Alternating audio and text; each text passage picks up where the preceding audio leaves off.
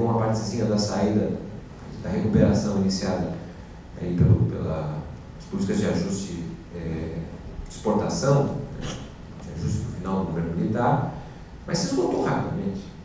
Depois tivemos um ciclo de consumo no plano real, né? Ou seja, ali dois eventos em que a redução da inflação, a retirada do imposto inflacionário deu um sobressalto à renda e que permitiu acesso ao consumo, mas o consumo se esgota. E tivemos, de certa maneira, entre 2004, 2005 até 2010, também um ciclo de consumo. Esse talvez mais vigoroso que os demais, porque teve acompanhado a ampliação dos investimentos. O PAC era uma tentativa de fazer uma ampliação, um grande bloco de investimentos, mas a crise de 2008 praticamente transforma aquela tentativa de ser um bloco de investimentos, na verdade, em uma política anticíclica. Não conseguimos ampliar a capacidade ociosa e, de certa forma, a capacidade produtiva, e o que nós tivemos, basicamente, se resultou num ciclo de expansão importante, tá certo? Combinou a democracia, a distribuição de renda, um crescimento e tal, mas que não sustentou. Então, esse é o nosso quadro, ou seja, desse quadro econômico não tem saída de curto prazo. Tem saída de curto prazo. Ou seja, nós vamos continuar nesta toada. Já estamos há 3 décadas. Qual é o problema que se coloca aqui? Quer dizer, não é um problema, no meu modo de ver, econômico, é um problema que a sociedade precisa, de certa maneira, fazer as suas opções. E aí nós temos, então, uma outra perna do nosso constrangimento, que não é econômico, não somente, mas é um constrangimento que vem da sociedade e da política. Da sociedade. Bom, da sociedade vem pelo fato de que nós estamos, na verdade, diante de uma nova estrutura da sociedade brasileira, uma nova sociedade. Ou seja, aquela sociedade urbana e industrial praticamente se exauriu, está no processo de envelhecimento, é uma herança, né, que não tem continuidade nessa sociedade que deriva dessas 3 décadas de baixo dinamismo econômico, na média, teve período de crescimento, mas na média baixo, e sobretudo dessa transição de uma economia industrial para uma economia de serviços. Estou falando essa mudança porque no início dos anos 80, a indústria brasileira representava praticamente um quarto do PIB brasileiro, a indústria de transformação. Hoje ela representa 7% do PIB brasileiro. Então é uma sociedade de serviços. Essa é um pouco a realidade do Brasil. E a sociedade de serviços produz uma sociedade, uma estrutura social muito diferente da anterior. A começar pela mudança demográfica que está em curso. Uma redução muito rápida da presença de crianças, adolescentes e jovens em toda a população. Em 1990, nós tínhamos 34% dos brasileiros tinham até 14 anos de idade, hoje nós temos 21%, tá certo? E em 2030 serão 13%. Tem coisas boas, coisas ruins, né? Porque isso aí abre uma perspectiva nova para enfrentar os problemas dramáticos da educação. Ou seja, quando você tem menos pressão de crianças, adolescentes entrando no sistema educacional, não vamos precisar mais agora abrir escolas como era sempre o esforço dos ministros, dos secretários da educação. Poderíamos agora, na verdade, refundar a educação, uma educação integral, de qualidade. Isso pode ser uma opção, mas ao que parece, governadores e prefeitos estão optando por fechar a escola. Certo? E está fantástico assistir, né, os estudantes, movimentos secundaristas, ocupando a escola, resistindo em nome de uma escola pública. Então há resistências. Não é?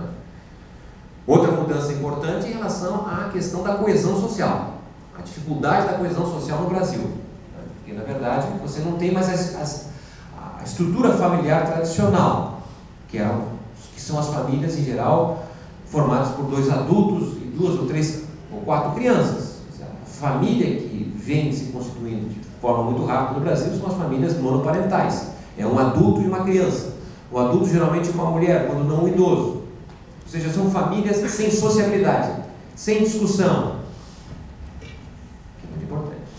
Se soma isso, né, a presença das tecnologias de informação. Né, então, no meu Facebook só tenho lá os meus amigos, entre aspas, que pensam igual a mim. Os que não pensam eu vou limando. Ou seja, estou formando uma sociedade que não tem capacidade de ouvir o contrário. Uma sociedade fascista, uma sociedade das corporações, fechadas, bloqueadas. Uma sociedade sem debate.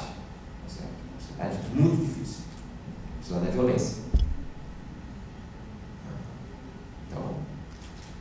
Esse é um aspecto importante da mudança da estrutura da sociedade brasileira.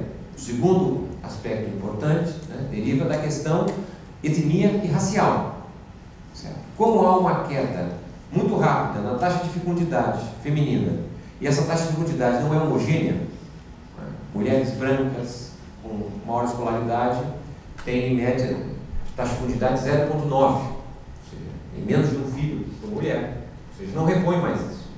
Já a taxa de fecundidade de mulheres não brancas continua sendo ao redor de 1,8. Quando você projeta no tempo, nós podemos hoje, temos cerca, segundo o IBGE, 52% dos brasileiros se declaram não brancos. Em 2030, possivelmente, nós teremos 70% dos brasileiros não brancos. Por que eu estou dizendo isso? Por uma questão de valor? Não, chama a atenção que nós conhecemos a sociedade brasileira. A gente sabe que a questão da cor pode significar o melhor ou pior emprego, maior ou melhor remuneração. Então, as políticas de cotas que a gente começou agora a fazer e estão sendo questionadas, elas precisam avançar para um outro horizonte, o patamar da universalidade, porque nós vamos voltar a ter uma sociedade muito diferente do ponto de vista étnico-racial. Outro aspecto importante é a questão de gênero, feminina. Estou dando aqui uma profunda revolução sexual em curso. E nós estamos com dificuldade de viver com essa mudança, que é uma mudança que não tem volta. Por que eu estou dizendo isso? Porque desde que o homem, né, e a mulher desceram da floresta e começaram a caminhar de forma bípede, há uma divisão sexual do trabalho muito clara, em que ao homem cabe a função da proteção, né, e da caça, do alimento. O homem é o provedor. E a mulher, fundamentalmente, no máximo a coleta, mas fundamentalmente o processo da reprodução. A mulher é o processo de reprodução. Então isso foi, na verdade, sendo ressaltado e aprofundado quando você tem uma economia, sociedade agrária, não é? Que a força física é fundamental, ainda que a mulher tivesse um papel importante, mas sempre foi reservada a ela a questão da reprodução, precisa aumentar a prole, ter mais gente acordada, a baixa produtividade, mais gente no campo, etc. Na sociedade urbana industrial, ainda que tenha havido uma queda na taxa de fecundidade, ainda permaneceu para a mulher o peso da reprodução humana e, no máximo, ela se insere no mercado de trabalho, nos postos de trabalho mais simples. Era comum os empresários justificarem o salário menor, dizendo, a mulher, ela entra no mercado de trabalho, depois vai ter filho, ainda sai, é instabilidade, a gente paga menos, não vai ocupar os postos principais por causa dessa circunstância vinculada à reprodução humana. Bom, o que eu quero chamar a atenção, nós estamos numa sociedade em que a força física não serve mais para nada. Você tem força física para digitar um texto no computador, isso é bobagem. Segundo, nós estamos vivendo uma fase de aumento da longevidade. Nós estamos saindo de uma sociedade que vivia até 60, 70 anos, nós vamos viver 100 anos de idade. Hoje, segundo o IBGE, quem chega na fase sexy da vida, sexagenária, não é? Vai viver em média ainda mais 22 anos. Em média, 82 anos os brasileiros estão vivendo. Isso para quem nasceu há 60 anos atrás. Agora os que estão nascendo hoje, vão nascer amanhã, vão até 100 anos de idade. Portanto, a mulher, esperamos que o homem também viva 100 anos de idade, a mulher vai ter um filho na vida, vai escolher quando ter o filho, e se quiser ter o filho oriundo de uma relação sexual ou não. A mulher é quem mais se destaca no sistema educacional, é que tem mais qualificação nesse sentido em média. Portanto, o horizonte feminino é um horizonte, a meu modo de ver, posso estar equivocado, um horizonte muito diferente do que foi no passado. Mas como vai ser isso a questão de gênero? Olha a situação de hoje. Né? As mulheres são superiores em escolaridade na média, mas recebem menos que o homem. As mulheres já ocupam principais postos de trabalho, mas não são direção. Então, essa é uma questão outra importante a ser considerada, porque é uma mudança na sociedade ao qual nós todos somos herdeiros, sociedade urbana, né, industrial. E, fundamentalmente, o outro aspecto mais importante da estrutura da sociedade é a predominância do trabalho imaterial. Não é mais o trabalho material, o trabalho da indústria, o trabalho da construção civil, o trabalho da agricultura, da pecuária, que eram situações em que o esforço físico do homem e da mulher produziu algo concreto, palpável e tangível. Ou seja, na agricultura, um pé de alface, na indústria, uma camisa, um calçado, um automóvel, um alimento, na construção civil, um prédio, uma ponte. Não, o que predomina cada vez mais é o trabalho imaterial, nos serviços. E o trabalho de serviços não produz algo concreto, palpável, tangível. Não tem tangibilidade. Pode não parecer, mas o que nós estamos fazendo aqui é trabalho. E pode ser pesado esse trabalho, empacotado. Não. Quando você pega hoje as mercadorias, de maneira geral, não são todas, mas uma parte importante delas, 80%, 90% do valor da mercadoria é dado pelo trabalho material. É o design, é o marketing, é a pesquisa incorporada. Então isso é uma outra realidade, mas que na verdade se reflete sobre o mundo do trabalho de uma forma muito forçada do ponto de vista da intensificação do trabalho e da extensão do trabalho. Então, a insatisfação do mundo do trabalho é enorme por conta do que hoje decorre o trabalho material, porque o trabalho material rompeu com as fronteiras de trabalhar fora e dentro do local de trabalho. Ou seja, o trabalho material na indústria, na agricultura, só podia ser exercido no local específico. Ou seja, não dá para levar um pedaço da produção de, sei lá, de laranja do sítio para minha casa. Eu só podia plantar laranja ou colher laranja no sítio. Eu só podia construir o prédio no canteiro de obra. Não dá para levar um pedaço da obra para fazer em casa. Eu só podia fazer lá. Na indústria automobilística, eu só posso montar o carro se eu estiver lá dentro. Não posso levar um pedaço do carro para casa. Então, o trabalho material, na verdade, determinava onde ele era exercido. E a sociedade valorizava ou não esse trabalho de acordo com o local onde se realiza. Um exemplo que eu gosto de dar é quando a gente está na nossa casa, a gente lava pratos, louça, suja. Não gostamos, mas fazemos. Bom, esse trabalho eu posso fazer 30 anos, não vou ser remunerado, não vou poder se aposentar. Se eu estiver lavando um prato, cortar minha mão, isso é um acidente doméstico, problema seu, incompetente. Agora, se eu fizer a mesma coisa, lavar prato, fora de casa, num restaurante, eu posso me aposentar por determinado tempo. Sou valorizado, ficar ao sindicato, só lavando prato. E se eu ainda cortar a minha mão lavando prato, é acidente de trabalho. Fico 10, 15, sei lá quantos dias que eu posso ficar recebendo sem trabalhar. Então, a sociedade do trabalho material construiu esta conformidade. Né? O direito do trabalho só olha fundamentalmente o trabalho material. A jornada de trabalho começa quando eu saio de casa, quando eu chego na empresa que bato o cartão assim do ponto. É quando eu chego na empresa. E quando eu saio de lá, funcionando como qualquer outro. Dito isso, passamos agora para o trabalho imaterial. O trabalho imaterial, com a presença da tecnologia de informação, ele permite ser realizado em qualquer lugar. É um trabalho portável. Imagina que alguns, se não muitos, estão com o seu celular, respondendo um correio eletrônico, tá certo? Tomando decisão. Então, o que significa dizer que há uma extensão da jornada de trabalho. Pesquisas feitas na Inglaterra demonstraram que trabalhadores de serviços que utilizam tecnologia de informação não dispõem mais da semana inglesa na Inglaterra. Ou seja, não trabalham mais 5 dias de descanso ou 2. Estão trabalhando praticamente 7 dias por semana. Então você tem uma extensão da jornada, uma intensificação do trabalho. Isso está produzindo um mal-estar enorme, uma difusão de novas doenças do trabalho, a depressão, o burnout, por exemplo, o karoshi japonês. São novas formas de doenças que resultam desta intensificação brutal do trabalho, que se dá num quadro de alienação. Alienação por quê? Porque os sindicatos, aqueles que deveriam representar esses trabalhadores, estão dirigindo um automóvel olhando para o retrovisor e não indo para frente. É um mal-estar. Então, o que acontece é que você tem a ebulição dessa nova estrutura da sociedade que não encontra instituições que os representem os seus anseios. Não só os sindicatos, mas as associações, né? Partidos. Então, há uma crise de legitimidade que reverte esse tipo de sociedade. As pessoas, de certa maneira, têm mais informações, elas não aceitam mais o sistema político, em que o político, não é? O deputado, o vereador, o prefeito, ou seja, eles eram intermediários. Nós íamos votar e elegíamos um intermediário, que em tese, aquele que fosse eleito, deveria fazer aquilo que ele disse que ia fazer e que nos colocamos de acordo. Então ele era um intermediário. Acontece que com a internet, com os novos sistemas de tecnologia de informação, não precisa de um intermediário. Você pode entrar direto, conversar direto com o presidente, com o ministro, com o vereador. Não precisa mais de vereador, deputado. A empresa tem mais contato com seus trabalhadores do que os sindicatos.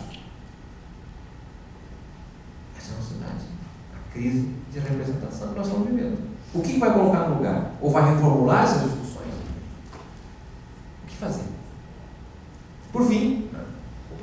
natureza política, a qual nós estamos vivendo, que de certa maneira não é o esgotamento da chamada Nova República, do ciclo político que se iniciou com a Nova República. A Nova República foi um ciclo político, né, que sucede à ditadura militar, mas para chegar à Nova República, nós tivemos uma transição, como disseram os cientistas políticos, transição transada. Tá certo? Porque a gente saiu de uma coisa para outra, né, praticamente sem solavanco, né, sem que os derrotados, os militares, né, respondessem por o que fizeram, como foi, por exemplo, na Argentina, como foi no Chile, né, como foi no Uruguai, como foi na Espanha, como foi em Portugal. A gente fez uma transição transada, em que os militares continuaram, de certa forma, muito presentes no novo regime democrático que se iniciou. O sistema político que está falido, que nós temos hoje, é herdeiro daquilo que Golbery Couto Silva ajudou a criar. Um sistema político, tá certo? Que permite, por exemplo, não é que um país com 86% da população morando em cidades termina elegendo, entre aspas, como maior bancada do Congresso, os ruralistas, que são 16% da população, 5% do PIB. Eles têm a maior bancada do Congresso. Não que os ruralistas não precisam ter bancada, claro que precisam, mas 270 deputados? Como é que pode 40 mil proprietários rurais, que dominam 50% da terra agricultural do Brasil, fazer essa bancada? Porque o sistema político é elite. Senão a gente não entende também, não é? Como na crise dos partidos, as igrejas se transformaram em currais eleitorais. Nós nunca tivemos isso no Brasil. Currais eleitorais. A igreja, a função da reprodução política. Então, há um esgotamento da Nova República. Mas mais importante que isso, a meu modo de ver, é que se limitaram muito as possibilidades de fazer governos de coalizão de classe, de conciliação de classe. Porque a Nova República, de maneira geral, até o governo da Dilma, posso estar equivocado, mas é o que eu penso, foram governos de conciliação de classe. Procuraram conciliar. Certo? Mais ao centro, como foi o governo do Sarney, centro-direita, como foram os governos do Fernandes, tá, centro-esquerda, que foram governos liderados pelo PT. Mas se esgotaram a possibilidade de conciliação de classe. Ou seja, você tentar fazer o máximo possível pela lei da menor resistência. Se a gente pegar um documento chamado Esperança e Mudança, apresentado em 1982, pelo PMDB na época, né, que foi produto das lutas dos anos 70, e a intelectualidade produziu um documento que fazia conexões com as reformas de 60, as chamadas reformas de base, que era um horizonte do que fazer num país que pretendia ser democrático. Então ali estava um conjunto de reformas: reforma do Estado, reforma tributária, reforma política, reforma educacional, reforma agrária. Nenhuma reforma foi feita. Nós estamos há mais de 3 décadas, esses governos de conciliação fizeram uma reforma no capitalismo brasileiro. E a gente fez muita coisa, não quero negar isso. A Constituição de 88 é o máximo, tá certo? Mas o meu modo de ver é que se limitou a isso. Não dá mais para fazer. O limite foi a eleição de 2014, quando você tem uma parte da sociedade, dos partidos, que não aceita mais a democracia, não aceita mais o resultado eleitoral, questiona o resultado eleitoral, não aceitou o resultado, porque o que, pelo menos de 89 até a eleição de 2010, presidencial, né, o que acontecia é que você tinha tensão entre os candidatos, um dizia uma coisa, dizia outra, tinha um programa, não sei o que, papapá, terminava a eleição, bom, o resultado é esse, quem ganhou desarma a sua máquina eleitoral, vai constituir seu governo, etc. Quem perdeu, desarma a sua máquina eleitoral. Bom, vamos deixar essa gente que ganhou ficar uns 5, 6 meses, depois a gente vai fazer a oposição, que é fundamental, mas deixa primeiro organizar o seu governo, para eles são bons, são ruins, vão fazer o que disserem que quer fazer, etc. Chega 2014, uma parte não aceita esse resultado. Não aceita, até eleito, entra no Tribunal Superior Eleitoral, quer questionar os votos, tá certo? Enquanto que quem ganhou desarmou a sua máquina e tentou formar o seu governo, parece que formou mal, inclusive, mas em todo caso é outro problema, né? Quem perdeu não desarmou a máquina, continuou em atividade, em mobilização, questionando, ou seja, forçando o quê? Um terceiro turno. Porque é o que nós estamos tendo. Então, o que eu quero chamar a atenção é que aqui chegou uma situação de difícil construção de governo de coalizão, de conciliação de classe, porque, guardando a proporção, o governo Temer é um governo de classe, não é de conciliação. E digamos que, porventura, por alguma coisa, algum senador, não sei o quê, não vá votar no Temer e ganhe a volta ao Dilma. A Dilma volta. Quem está agora e sai não vai aceitar fazer conciliação. Então, entramos num outro horizonte que não é mais o amparo da Nova República, que era um governo de conciliação. Então, isso é um horizonte novo para nós. Um horizonte novo. Como é que conviver nisso? Se a democracia sustenta isso ou não, estaremos nós para explicar isso. Certo? Mas é o modo de ver que se esgotou o ciclo político da Nova República. O Brasil vai precisar fazer reformas. Alguma reforma tem que fazer. Para pegar um ponto só, que é o ponto nevrálgico, e eu vou ficar por aqui, porque nem me avisaram que já passou o tempo. A questão da previdência social. Certo? A direita quer reformular a idade mínima, bom, tem a sua pauta. Os progressistas, vamos dizer assim, são contra. Bom, tudo bem, tem que ser contra, mas ser contra, e aí? E o que faz? Não faz nada? Deixa de quitar?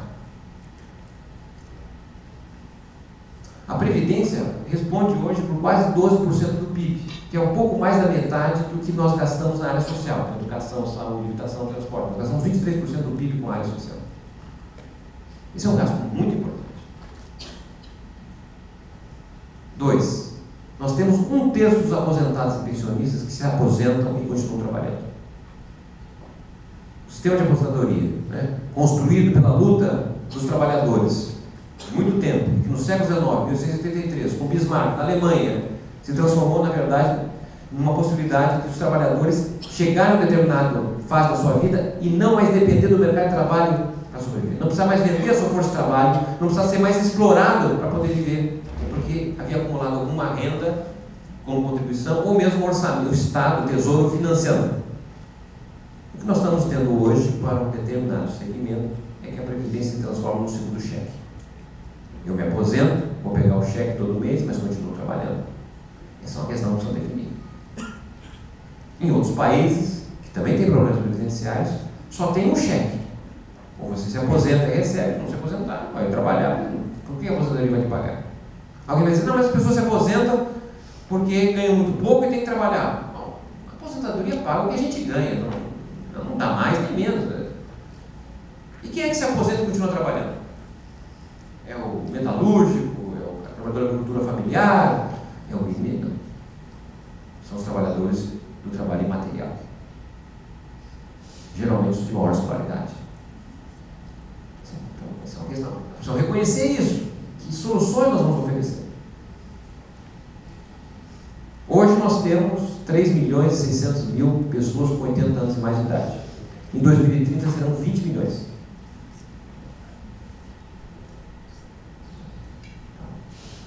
E essa é uma das questões, podemos fazer uma formulação outra, a educação. Gente, acabou a ideia de educação, é aquilo que nós vínhamos fazendo, que a educação é apenas para crianças, adolescentes e jovens. A educação é uma coisa para a vida toda. Não tem razão de só criança e adolescente estudar. Não tem razão da educação ser uma espécie de banco que deposita conhecimento na cabeça das pessoas. A educação não tem mais troca, é depósito. Então, eu virei engenheiro, certo? Vou para a universidade com 17 anos, eu abro minha cabeça e vai lá fórmulas, equações, testes de resistência de materiais. 5 anos depois eu fecho a minha cabeça, eles me dão um papel pintado, eu apresento engenheiro, contratado para fazer ponte e obra, vai ficar 40 anos fazendo ponte e obra com conhecimento acumulado em 5 anos. Gente, isso acabou. O cidadão sai da universidade já está passado. As grandes corporações criaram universidades corporativas, que é para o aprendizado permanente ao longo da vida ativa. Como é que nós vamos pensar em educação desse país? Que tem ainda 40% da população analfabeta, funcional, 8% da população analfabeta primária. São grandes desafios para nós. Ao invés de a gente ficar entristecido, a crise, pelo contrário, isso é uma oportunidade enorme para nós todos. Quantas gerações de brasileiros não gostariam de estar no lugar que nós podemos estar agora? De fazer a história com nossas próprias mãos. Nós temos uma oportunidade riquíssima. A população brasileira demanda propostas progressistas. O problema é que a esquerda está se negando a apresentar propostas. Nada mais fundamental do que um evento como esse. A gente parar para pensar, tá certo? Porque nada pode nos impedir de seguir com o país superior que nós temos. A não ser que eles vão massacrar aquilo que é mais importante, que é a nossa iniciativa, a nossa autoestima. Porque se continuar dizendo que está tudo errado, que nós somos uns fracos, tá certo? Que tudo que nós fazemos não serve para nada, nós vamos dar o sinal de acordo à decadência do Brasil. Eu não acho, né, com essa juventude fantástica que nós temos no Brasil, né, e nós vamos fazer isso, pelo contrário. Então, o medo nós vamos deixar de lado e vamos nos envolver, né, num projeto que possa ser, de fato, dignificante para nós todos. Muito obrigado.